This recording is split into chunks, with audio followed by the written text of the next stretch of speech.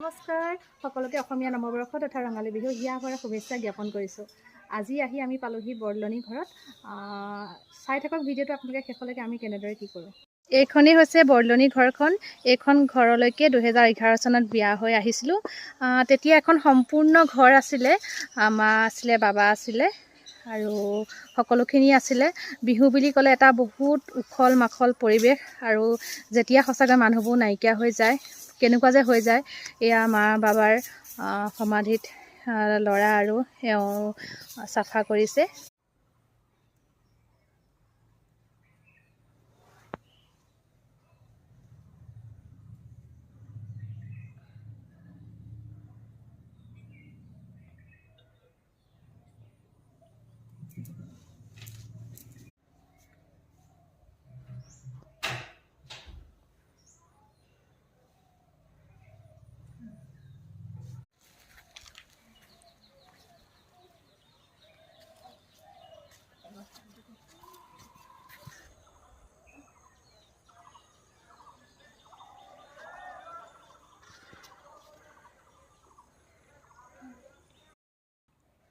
আৰু এইদৰে চাকি গছি জ্বলাই আমিও বেছি সময় নকৰোঁ, যিহেতু ল'ৰাৰ আমাৰ তাতো লখিমপুৰতো এখন অকণমানিকৈ যিহেতু ঘৰ হ'ল আৰু ল'ৰাও তাত হুঁচৰি আছে, ওচৰৰ সমনীয়াৰ লগত হুঁচৰি গাবলৈ যায়।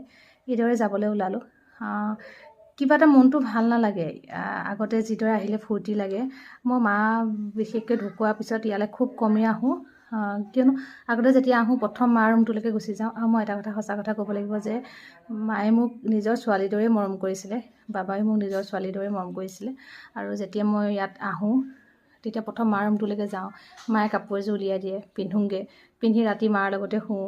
আৰু মানে এটা খুব কি বুলি ক'ম, মানে পৰিৱেশটো অলপ বেলেগ ধৰণৰ আছিলে। আৰু বিহুৰ দিনা যে বিশেষকৈ ইমান আলহী আহে, বাপৰে, মানে ভাত দুবাৰ তিনিবাৰ বনাই মানে আজৰি নোহোৱা নিচিনা অৱস্থা।